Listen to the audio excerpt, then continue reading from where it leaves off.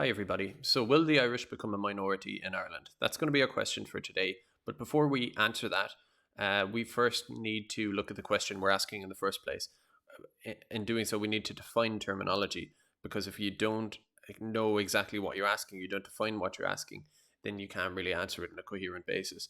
So, I'll be defining in a general kind of sense what I mean by three things. One is minority or becoming a minority, the other is Irish, and the last thing is time scale. I suppose what kind of time scale you're talking about. I think that's necessary to do. Then I'm going to get into materials. So basically, a bunch of evidence I have, a bunch of material I've looked at, that, in my opinion, suggests that it is the case that yes, the Irish will become a minority in Ireland over a certain period of time. So while I'm on that, I suppose I will start with my definitions. By time scale, I'm talking about up until 2050, 2070, somewhere in the next 50 years. I generally say in the next 50 years. So that would leave us at what, 2069, 2070, right? And the beginning point for that timeline, in my opinion, is 1996. It was famously coined in a paper or by a couple of people. It was bandied around at the time, the term migration nation. And 1996 is recognized as that beginning year of this new era of mass migration, right? Of course, migration happened in 1995 and 1990, and it happened in the year 2000, but 1996 is seen as one of these watershed years where it kind of slowly began and then rapidly increased as the years went on after that. So there's a distinction between the migration that happened, let's say, in 1980 and everything that happened from 1996 onwards, maybe 2000, 2004, and that kind of stuff. It's a new era, and it's that in the context of that era I'm talking about. And like I say, I think up to about 2050, 2070 is when this kind of minority thing will happen. The other thing is becoming a minority. What exactly does that mean? Like, will we become a minority on a certain time in a certain date? Well, obviously not, because becoming a minority isn't some kind of binary thing that you can put your finger on exactly. Someone could argue, what about when someone has a parent who's of a migrant background, but another one who is of a long-term Irish background, or has one grandparent who is of a migrant background? Let's say one grandparent who's from Asia or Africa or wherever it happens to be, right? Russia. Well, there is no one answer to those things. So my definition kind of goes like this. If you asked people, and there is no data for this, there's no, let's say, ethnic census data going back previous to, I think, 2004. So I'm speculating here. But if in 1980 you polled 1,000 people, and you said, tell me about your parents, your grandparents, your ancestry, the vast majority of those people would say, my parents are from here, and my grandparents too before them, and my great grandparents, and so on and so forth. And for most people, that would just kind of go on and on, right? And if you ask people, as I'm suggesting, or my theory here is, if you ask people even now, but definitely if you ask people in 2070, if you ask that same 1,000 people, my thesis here is that at least 50% of those people would say, well, in a post-1996 sense, they would say, well, yeah, my parents, one of my parents is of a migrant background, one of my parents was a migrant, one of my grandparents was, or two of my grandparents were, you will have that thing. So it's that distinction between the 1980 kind of Ireland and to a sense, contemporary Ireland, and certainly 2070 Ireland. It's that, so my distinction is of a migrant background in a kind of a direct and kind of recent sense, in a post-1996 sense, in a sense that it has occurred within that 60, 70 year window all at once, so people could pick at that a little bit and say, well, it's not got like mathematically distinct lines on it and stuff, but I think it's something we can all, on a common sense basis understand as a real thing. And then the last thing to define is Irish. Well, I'm not talking about someone's personal identity, saying, well, that person's not Irish and that person is, and this person has a migrant parent and they're not Irish. I'm not like invigilating on people's personal identities here. I'm talking about big population changes over a big period of time, big, small, depending which way you look at it, 70 years, 100 years, or looking at the change over that kind of period. That's not to comment on anyone's particular feeling about their identity or any of that. It's just a broad look at population change, right? So no one needs to be getting overly triggered about that. And the other thing as well, which I'll kind of look at in a sec, is this whole idea that Normans came here 1200 years ago. So, well, there really is no such thing as Irish anyway, so let's not even think about it. Obviously, that's kind of ridiculous. They would have come in small numbers proportional to the population. For one, 1200 years ago, and for two, then they integrated. I mean, they came in a certain sense, but they would have merged with the local population as a smallish number comparatively in the first place. And then the next, was it the Normans or the Vikings? Someone else came a few hundred years later in another kind of dribs and drabs. And then the English, British plantations, Ulster, Scott, Protestant plantations, a couple of hundred years later again, kind of just added into the pot, a little bit. That's anyone who tries to like diminish the conversation about post 1996 or 21st century migration based on that stuff is just kind of codding you, to be honest. It's kind of, it's a tactical way to end the conversation before it's even had, so that's what I kind of maintain about that.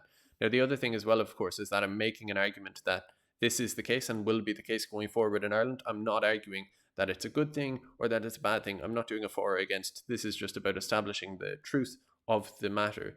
And that's all it is, basically. So now on I will go to this whole business of I'll just change my screen for you here now, because we're going to look at some slides and that. So yeah, just the last thing I had to kind of define loosely and casually, and just for the purposes of this, was Irish. So, nation, I think this is an important thing to start out with, because people pretend, oh, well, there's no such thing, and because of Normans and all, this kind of silly stuff. Like, nation is a word we use all the time, and you look at the definition of that, and it's a large body of people united by common descent, history, culture, or language, inhabiting a particular country or territory. It's pretty straightforward stuff, that, and that's what we mean to a certain extent when we say Irish as well. Again, it's not about any individual person. It's just about, as it says, a large body of people with a bunch of commonalities, and that's what defines a nation. It's pretty straightforward. And again, this stuff about genetics, I'm not into this kind of swapping 23andMe's with people and all of that kind of stuff, like total gene obsession stuff, or any of that. It's a bit weird, but it's not irrelevant either. This study was done a couple of years ago. I'm not sure, 2017. It says it here. There was just an analysis done of Irish DNA, Irish ancestry on a genetic basis. They found that, broadly speaking, Ireland is quite preserved. The Celtic, that is anything that was here before the Vikings, that part of the Irish genome is still around 70%. Now, I don't get the scientific jargon too well, but what it's suggesting is that there's a huge majority of people that can be in Ireland in specific clusters that can be traced a long, long way back, and we understand this to be true if we look at South Africa, at the Zulu and the Khoisan and Basotho people, and you understand that ethnicities have these kind of histories, and you don't kind of question try to pull out the blurred lines between these different groups. You just accept that they are groups and they do have a legit lineage going back, and it's a real thing, right? Studies of Irish genome suggest that the modern Irish genetic landscape was established about 3,500 years ago in the Irish Bronze Age. So there's a big, huge strand of Irish people, in spite of all the various incarnations of Vikings and all this stuff. That goes back just thousands and thousands of years, right? And someone could say, at some point, everybody was a migrant. Of course. But we're talking about post 1996 up until 2070. I'm trying to, cast an eye upon this 60, 70-year phase, which is on a whole other scale to everything that's ever gone before, right? So that's the kind of basis of Irish that we're looking into. And as I've said before, I'm talking about post 1996 people of a migrant background. At what point those people will be a majority in Ireland, right? Simple stuff. And this is the Migration Nation, a passage here it was a paper from Maynooth University a while back now. And that, again, that's kind of one of the markers for my time period here, So now, let's get on to the facts, the good stuff. The bit where I kind of try to prove the case, and I think I will do so. I think you'll come along with me on this. And of course, the sources, most of them are sourced at the bottom here. If there's anything I missed, you can let me know in the comments and I'll provide it to you, of course. I want to be transparent with all of this. So here's Simon Coveney. um, talking about some of the population plans going forward. My rule of thumb is that over the next 20 to 30 years, effectively, we want to attempt to double the size of all of the cities in population terms outside of Dublin. Now that's quite an extraordinary thing over the next few decades, to double every city outside of Dublin. Now he hasn't said exactly how. This is the problem. So critics of what I'm saying here will maybe suggest, well, maybe they'll come from Dublin, maybe it's decentralization, and maybe they will rise up spontaneously from the burn. Who knows? It's this kind of silly, like, pretending just because he hasn't explicitly said where it's coming from, that we don't all know where it's coming from. It's quite obvious. That will be based on inward migration, and most of it not, returning Irish or any of that, obviously. My rule of He also said here, this is Coveney too, based on current demographic growth, the population of the island of Ireland should reach 8 million by 2030 and as high as 10 million mid-century. Now that's Simon Coveney. Again, it's not some guy in the pub that I found, slumped up against the wall. This is our Taoiseach, right? So you can't accuse me of pulling out, obscure sources or something on this. And I'm going to come back to that. I want to break that figure down and see how we would actually arrive at that, because it's not too difficult to actually reverse engineer that claim, and I'll do that in a sec. But I just found this interesting too. It's worth, just as a side note, Ireland should embrace a population of 10 million. Now, this article is quoting IBEC chief executive Danny McCoy in 2015, and he says the island of Ireland can expect to hit a population of 10 million before 2050.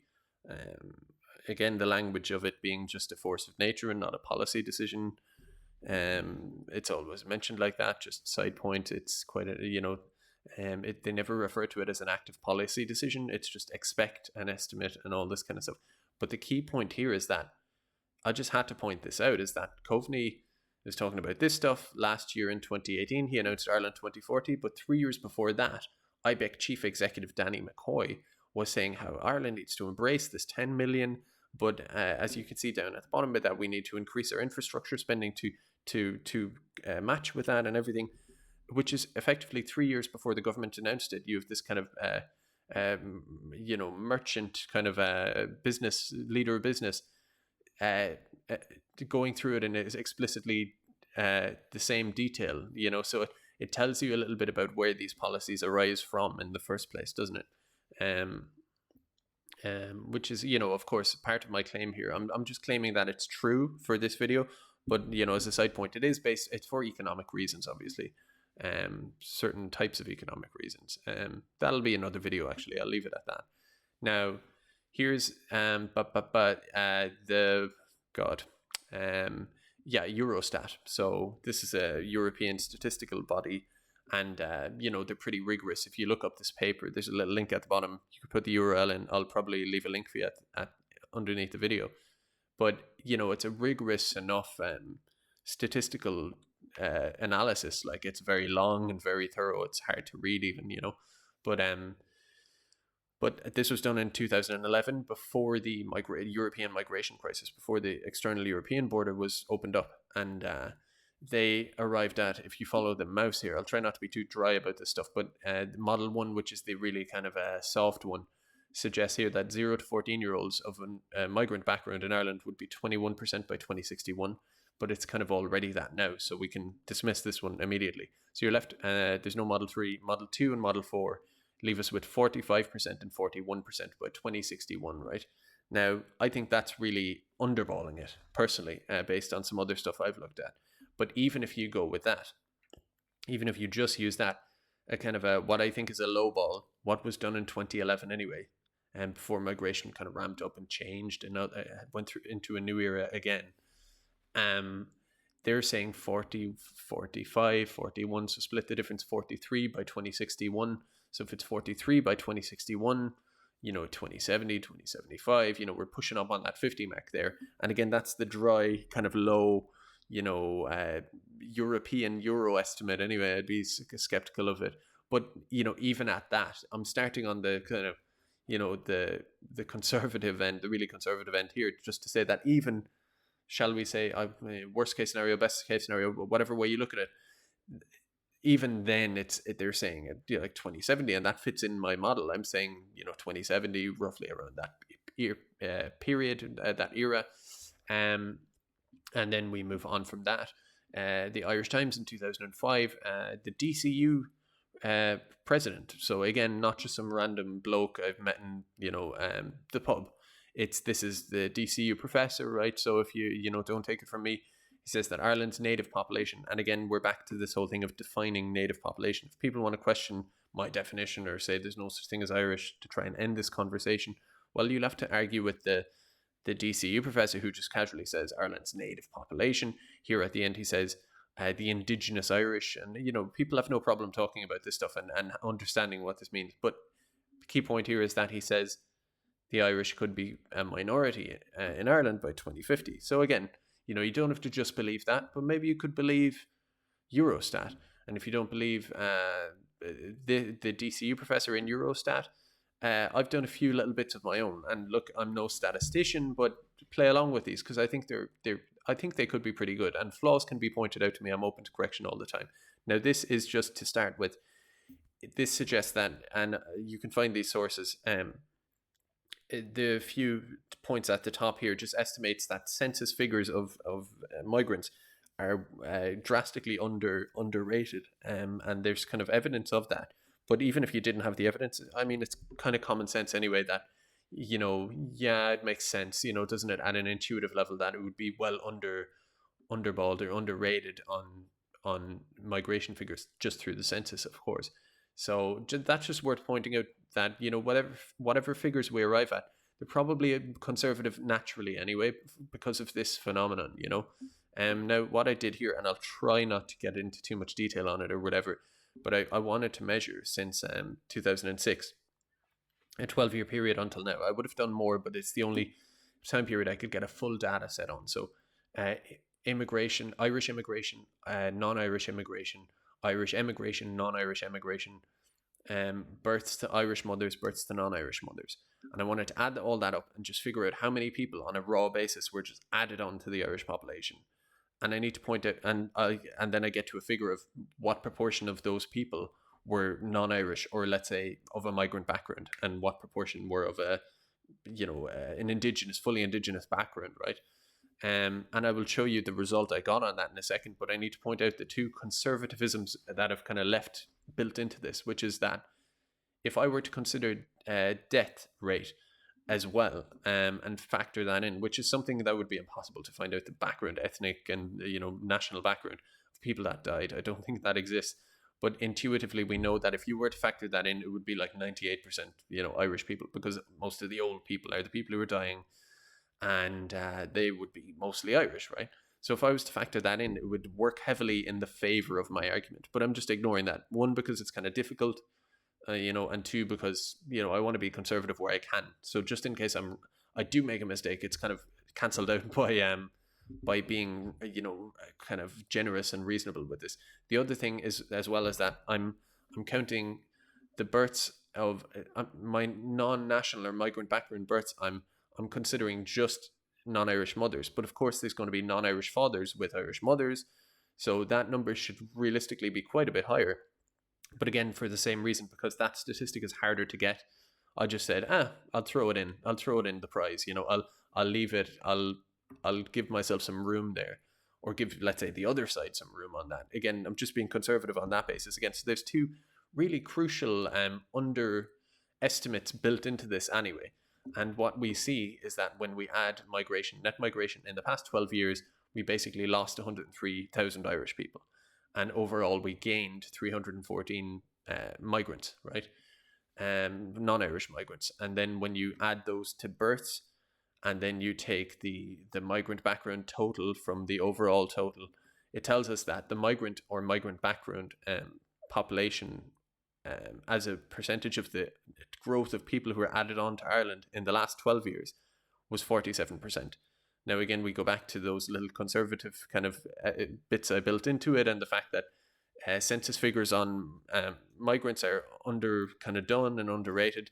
You're pushing up 47, 48, 50%. I don't know. Even 47% is effectively half anyway, right? So we're talking half of the people added on to the Irish population in the last 12 years. So this is not even going forward, predicting forward. This is just looking back. Half of the people added on were of a migrant background. So again, what I would say is that well, if we just keep going with that, which there's no reason to believe we won't just keep going, and this is, you know, and the other thing is this time frame takes account of, as you can see it with my mouse here, there's a kind of a boom and then a recession, and then we kind of slowly emerge from recession and enter boom again. So the idea of, I'm taking a broad enough sample to account for the ebb and flow of economy. So I think it's fair on that basis. So going forward, half of the population that's added on, even already, would be of a migrant background of some description. So if that's what's happening and it just keeps going, then all it takes is 50 years for a kind of a life cycle, or a good proportion of a life cycle, to just wash through. And then you're at that already, right? And then there are multiple other compounding factors that probably you could be adding on to that too. But say I'm not gonna, right? But just even at this, you're left with a Irish, in the sense that I'm talking about, becoming a minority in Ireland by 2050, 2060, whatever it is, somewhere around there, by default, just based on that. And because, it's difficult to measure this, I just thought this was, unless I've made a big mistake and misdone it, or I misread this logic, I think this is a novel enough way and an elegant enough way to just say, well, if this is how it is now and we just go forward, then that's what we're at, right? So, I'd like to hear what you make of that in the comments. Tell me if you think it's accurate, or if the logic is correct, and what you think of it, or if I'm missing anything. I just found that quite impactful. And then I did the Coveney projection, so the one we looked at a while ago, and I try not to get bogged down in all the detail of this. But again, he said 10 million in the entire island by 2050. He said mid-century, so we're going 2050, right? Well, if you break that figure down, you have to do a little bit of work on that, because you're like, okay, well, that's the entire island, so you have to break it down, right? And I just want to explain some of my logic here, just to kind of back myself up on it. In 2018, the split between north and south is 27% of the people are in the north, 73% are in the south. And then I break down the overall numbers for what that is. So I'm using that as the model going forward, assuming that the proportion of the population north and south doesn't kind of drastically go out of sync in the next 50 years. I can't see any reason why. If someone has a reason why that will happen, let me know. I suppose that changes things, but I think we can make that assumption. And then you take the current migrant background population, and you break that down, as you can see there. Hopefully it's clear enough anyway as you read it.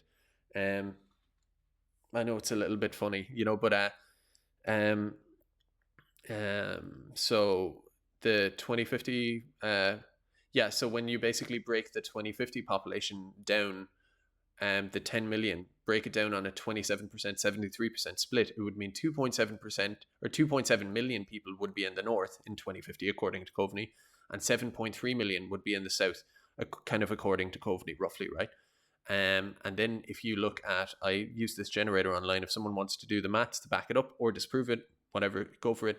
But the fertility rate, according to the Irish Examiner in March this year, of Ireland was 1.77 children per couple, which is below replacement, right? So below, if you have more than 2 kids per couple, that's more people than the couple that produce them. And if it's less, then you're dropping in population. And so I use that 1.77 children replacement or fertility rate, and put it into this kind of population prediction generator or projection, just to see what would happen to our current population of 4.8 million if you project that out to 2050 with no immigration, right? So you just imagine there's no immigration. And what that told me was that our current population, which is 4.8, based on that growth isolated alone, would actually drop to 4.57 million. So our natural population, so to speak, would actually drop. Now, if Coveney's prediction says that our population will be 7.3 million, then that's what the other figure of 4.5 is what births would give us. It leaves this big gap, right? And you go, where does that come from? Well, by definition, it would have to come from immigration. Again, unless people mystically rise up from the caves of the Burren, and go forth and multiply, then obviously it's going to be immigration, right? That's the only way population either gets on, through birth or by immigration, right? And then when you take that figure, you go, you take that figure that's left over, and then you I thought it logical to add on to that the proportion of migrants that already migrant background people that are already in Ireland. You add those up, and then you take it all as a proportion of Coveney's overall 7.3 million. Anyway, when you get to the end of that, you have 49% people of a migrant or migrant background by 2050, right? I think that's a reasonable way of going through it. Of course, can I just add something as well? Is that I actually paused when I had this done, and I was like, oh no, did I make a mistake? Because I took all of the immigration, the assumed immigration and Coveney's model to be non-nationals, and I thought, oh, maybe that's a mistake. Maybe some of those will be Irish returning migrants. So maybe that's an error on my behalf. But when you go back to the previous one, you see that in the last 12 years, which is a reasonable model to look at going forward, we went down 103,000 Indigenous native people, right? Irish nationals. We lost some. So I just can't figure out. I wanted to do it just to be reasonable, but I can't see why I would, subtract from that immigrant population a certain amount of Irish when, in all likelihood, we'll actually drop Irish. So I've just decided to leave it as is. Anyway, so we get to that 49%. So as I say, when you look at the last 12 years, half of the people added on already are of a migrant background. And then we have a lot of migration coming in. I don't know, again, I'm not a statistician. I could be, I'm waiting for the Irish Times now to do a big, massive, 10-page article on how I might have gotten something wrong here or whatever. I'm completely open to that. No problem. This is kind of back of the envelope stuff. And one of the great things about this is that I do get to put it out there and someone can point out, God, you missed this or that or whatever, right? Or you didn't factor this aspect in. I'm completely open to that. And that's what I'm putting it out for largely, actually, as well, is just to vet this and see, because it'll be interesting either way. But what I find interesting is that when you look at it this way, even accounting for an error, let's say possibly, you get 49% by 2050. Here you already have half the population being added on as whatever. You go back and you get the Irish Times saying by 2050, that we'll go under half the population. I want to note that as well. That's what I mean by minority. I mean under 50%. So if people say it's plurality or whatever, kind of get over it. We know what we mean by minority. This one, Eurostat, puts it more at 2070. But again, what's 15, 20 odd years, right?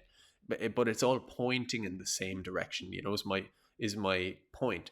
And I just, because it seems so obvious and undeniable to me, I hear it being described as a conspiracy theory and this and that, and I'm going, well, how is it, lads? How is it? Something here as well. We have white ethnic Britons become a minority in London. So white English, Brits, or Scots, or Northern Irish, or Welsh, right, became a minority in London, and this has been the case for a while, right?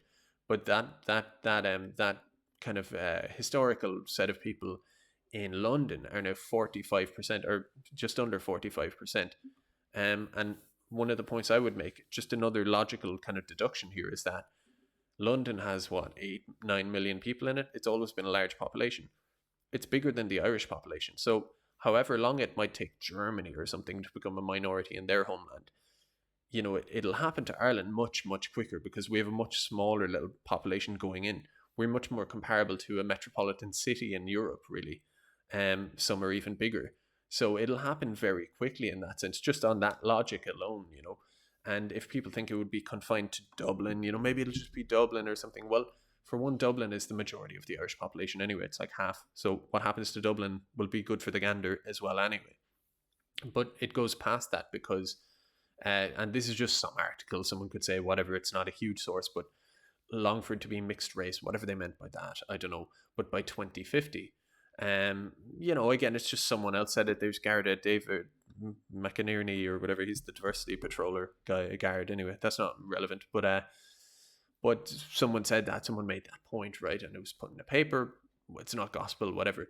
But then, on the other hand, another pushback to this idea that it would just be just Dublin. When my argument is that it's not Dublin versus London. It's Ireland is on the same scale as London. You have to look at it that way, as Ireland being a big city state, really, not a massive nation with a massive hinterland and a massive rural population. We don't. And on top of that, The most diverse town in Ireland is not Dublin. It's not, there. It's Ballyhonus, County Mayo, where just 38% of the population describe themselves as quote white Irish, followed by Edgeworthstown. We're back to Longford. So one of the big or the substantial towns in Longford is already minority. So if you thought this article here is pie in the sky or something, well, in a significant part of Longford, it's already the case. So you know that's something to think about. And again, just between all those different stats that again all seem to point in the very same direction, and the anecdotal stuff we hear all seems to point in that direction. I don't mind the Irish Times or the NGOs or whoever telling me that, well, it's a great thing if that happens. It's a great thing, and anyone who thinks it's a bad thing is terrible. You can say that. That's fine. That's legit, like your opinion, I suppose. That's fine. But don't conflate that with it's just not true. You something you don't like hearing doesn't become untrue. It is true, and let's have the argument on that basis of that being the case. Let's both together admit it, because that's important for us to acknowledge the truth, right? Um, because again, like I say, all these different things pointing in the very same direction. I don't see how they're describing it as a conspiracy theory. Um, One of the things that's, well, I'll get to that actually, but just to wrap up on this little kind of slide section here, um, just if you were to say, well, who, like, is there any reason that the powers that be want this to happen? Well, there's loads, and this could be a whole other presentation, but here's just one quick one. Tells you a lot about the attitude around this too. It's from some European thingamajig. I should know better, but anyway, it's a European policy paper that's out there. You can just Google it and find it. Why Europe needs legal migration and how to sell it, by these two guys here. And it says, this is fascinating. I could ramble on this all day. Migration is inevitable. Something I take issue with. Of course, it isn't inevitable. You have Japan, who have negligible rates of immigration. I think they're the third largest economy in the world. They're not without their own problems, as every country has its own problems. But they're the third or maybe the fourth largest economy in the world, highly technological and industrialized, and they don't do the migration thing, right? And then other countries do. Other countries do it in a large way, but it's a choice. It's a policy choice. It isn't some inevitability. I'm waiting for a reason as to why it's inevitable. I've not heard that one yet. Sooner or later, European leaders will need to drop the pretense that it can be stopped. Okay, it's heavy stuff, this. Europe also needs migrants to supplement its aging labour force. This is a big thing. It's out there. People talk about this all the time. Irish and European politicians talk about it all the time. It's that age dependency ratio and all of this kind of stuff, pension bomb, all of this. Again, not conspiracy theory, openly discussed, uncontroversially discussed stuff. But European migration policy has fallen hostage to populism. Dun, dun, dun. Anti-migrant feeling is on the rise. Here's where it gets very interesting. And moderate politicians have been weak at making the argument for migration. Now, I just find that fascinating because I didn't know it was the job of politicians to make arguments to their electorate from like someone else. It's just a very strange form of democracy to me to see that. Whether you're talking about migration or anything else, it's just that strikes me as a bit sinister, to be quite frank. And they go on, with European Parliament elections around the corner, leaders should not default. Here we see more of it. They should not default to vote-winning policies of migration containment and control. Now, again, I thought democracy was about vote-winning policies, and I didn't think migration containment and control. That's a very, beigey kind of mild phrase. It's migration containment and control it should be pretty, normal of a thing. But anyway, they shouldn't default to that. Even like so, no matter how their voters may beg and plead, or just no, you have to convince them out of it. Strange. I don't, it's very much like this dogma, at a high level, at an elite international level. It is the kind of central dogma of these people, among other things, of course. Now, they must continue to make sure that borders remain secure and that people not authorized to enter or remain in Europe, so-called irregular migrants, illegal immigrants, are properly managed. Now, I find this fascinating because I think what that's about is, because on one hand they're saying it's great, we should ignore voters, keep it coming, whatever. But then on the other hand, they don't like the illegal thing, and I think that's about, illegal immigrants. You don't collect the tax from them, so I think that's what the issue is there. they can't kind of capitalize on it, or monetize it as well. So they close up here. But leaders must do more to convince. This is hilarious. But leaders must do more to convince voters that migration is good for them, or at least not as bad as populists say it is. Again, we're back to elected leaders convincing their voters that something is good for them. We saw Catherine Connolly doing this in Uachtarard recently, actually. But let's not go there. Um, so yeah, that's that, and yeah, we're at the end of it, and now I'm going to have to. Now I'm going to have to. Well, first let me just go to my camera. So okay, now I'm going to have to invent a conclusion because I don't really have one. Well, I kind of do actually. One of the fascinating things to me, and I was going to include much more in this, but again, I go on, so I have to limit it somewhere. One of the fascinating things to me is that as it's called a conspiracy theory by NGOs and by newspapers and all of this, it's used as a pejorative, right? I was described this way in a newspaper just a few days ago, right? Conspiracy theorists for believing this, right? Um, it's not about belief; it's about what the evidence suggests, right? Um, but I haven't heard a counter argument. I haven't heard a positive counter argument. So they, for one, they don't dismiss your argument at all, but they don't, nor do they present a positive counter argument, like an argument containing some information to the contrary or any of that. They just don't do it, and it's just this kind of selective denialism. So on the same people you will hear one day talk about Ireland is rapidly changing. We are now a multi-ethnic, multicultural society, and all of this stuff. And isn't it wonderful? Isn't it fantastic? And all of this stuff, they'll go on and on and on about that. But the moment someone who maybe comes from a background who would be critical of it, I obviously would be, in general, they say that's conspiracy theory. Where are you getting that from? That's prove it, this kind of stuff. um and of course you go on to prove it, and then they say, oh well, that's, which is, I'll get on to how they dismiss that. But just that denialism based on nothing. Again, if anyone in the comments, work away please, if anyone has a um not just something that picks holes in, let's say, something, I would say, like tiny little insignificant kind of pedantic bits and pieces, but someone who offers a fully fledged out written or a video or whatever, not only stating just that these people are bad or these people are conspiracy theorists or something, but someone just stating in detail, because that's the thing they will never do. They'll never say, no, no, I can show you here that by 2150, the historical Irish population will actually be 72%. You're wrong.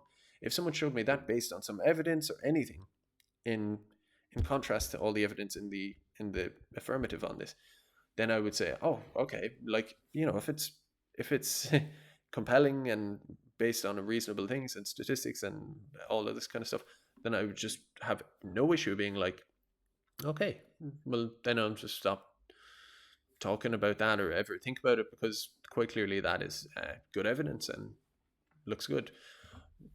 You don't see it. I've looked for it. It doesn't exist at all. There's one or two examples where people have tried in a sense, but it's really, that'll be another video. Now, you know, what was my next point? Well, I'll just go to this then. Should we be able to talk about this openly? Is it, should we? And see, like I've said before, people will call you a bad person or conspiracy theorist or any of this stuff. But the other thing that I suppose will kind of, once they go past that, is go, well, why do you care? Um, why do you care? This is insignificant. It doesn't matter. It's not inconsequential. It's, if anything, it's good. All that stuff, and they'll kind of segue from that into it's not true. Again, it's this squirrely thing of one moment it's a good thing and they agree it's happening. The next moment it's a conspiracy theory. The next moment it doesn't matter, so it's kind of not true. But you're like, well, none of these things you're saying change the truth of the matter. And I don't mind people coming at us or me on this basis of it's not important, it's not consequential, it's all of it's good, it's whatever. Do that, but stop coming at people like me and saying it's just not true, or saying it's a conspiracy theory with no counter argument or anything like that. And the other thing is, should we have a say? So countries like Israel has a whatever you think of Israel, it can be a pretty charged topic or whatever, but like they have a they have a they have a nationality act, right, which is designed to protect their core population, shall we say, and to preserve its posterity, right? So how that is done is, I'm not quite sure on the details, but they do have that explicitly stated in their constitution. And Mexico has something in their constitution about this. They have demographic uh, clauses, I suppose, in their constitution, and they do have a diverse population, but they want to protect those coalitions that make up their population for the sake of stability and this and that and whatever. And that's their business. You could disagree with that, but it does exist. Like I say, Japan has a low migration policy, and I just when the people come out and try to dismiss it and say, well, it's insignificant, stop thinking about that, or nobody cares about that, when I don't know, is that quite true? When we have referenda on blasphemy laws that have never been enforced, and we all we do go to the trouble of having referendums on that. I'm sure if you were to just poll people on this before a referendum and say, do you think this is significant? A large proportion of these people would say, I think it's great. A large proportion would say, I think it's bad. But I think everyone would agree it's really, really significant. It's a really big thing, right? But yet, for one, far from not having a say on it or a referendum on it, or even, as people like Coveney and all of these guys will suggest, we don't want the politics of migration to creep in. Meanwhile, they're talking about, oh, we're going to double every city, we're going to bring in 2 million people, we're this and that. But on the other hand, they don't want the politics of migration to come into that. Obviously, what they mean is a critical perspective. They don't want that to enter. And that just can't go on. Whatever you say about a multi-ethnic or a multi-cultural society in Ireland, it won't work on a basis of discourse suppression in the multiple ways they go about enforcing that. It won't work on that basis, lads. So for anyone who's a critic of me, or for whatever reason watching this, it won't work. It just won't. This populism you're so afraid of, which is apparently so bad, will just grow and rise. It just will, and it will do so rightfully and righteously. Um, so that's what I have to say about all this denialism and all that kind of stuff. And again, go back over that information I have, those various bits, and I'm welcome for people to correct me on my own little bits of back of the envelope work. No problem. Nobody needs to have a freak out about that or write a book on it or whatever. No big deal, right? And then some of the other objective ones that I've taken from Eurostat and this and that and various ways of looking at it. I think the case is made, and here's the thing: is that it's something I wanted to mention a while ago, and then I'll wrap up. Is that one of the tactics used to dismiss this concern or even this question in the first place is that, let's say you present a bunch of evidence like I have here, and you go, hey, look, yeah, that's what it looks like. And, it's not my opinion necessarily. The person will say, yeah, but you can't prove it. You can't prove any of this. And this is like a head twister. It's like it leaves you thunderstruck, because in a sense you're going, well, I have proven it, but in a certain sense I haven't, I suppose. And that's just a question of epistemology. You can't prove the future, right? You can't prove. So it's like they're setting up the standard of evidence, which they don't really need, and nobody can give. It's impossible, right? It's the future, but the future is it's very easy to model things, especially demography, right?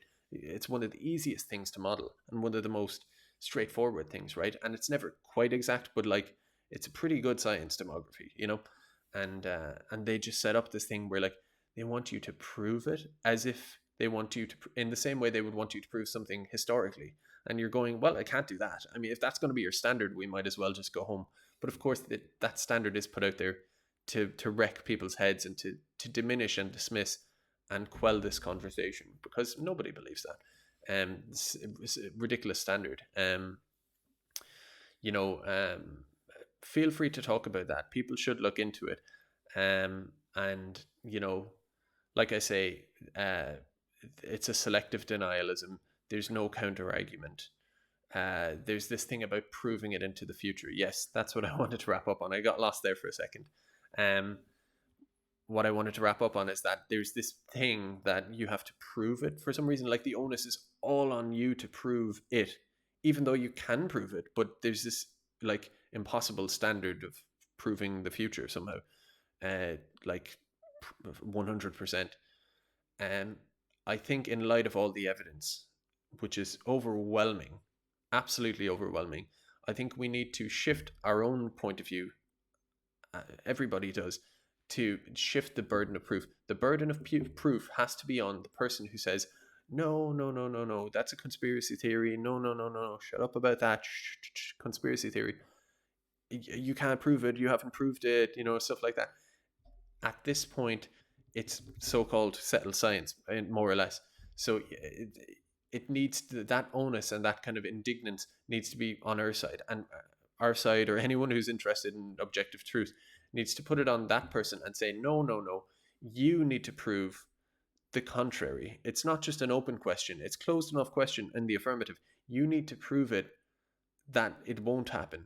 And of course, that person won't do it because, they can't. And it's the same kind of person will say it's a good thing anyway on a different day. So they don't want to disprove it, nor could they if they wanted to. So it's preposterous. Again, it is the case. The Irish are becoming a minority, slurring at the end. The Irish are becoming a minority in Ireland. They will become a minority in Ireland, as we go forward, if we go forward as we are, right? Which there's no reason to believe any different. The Irish are becoming a minority in Ireland. The Irish will be a minority in Ireland in the next 50 years. There is no doubt about it. And we need to talk about it.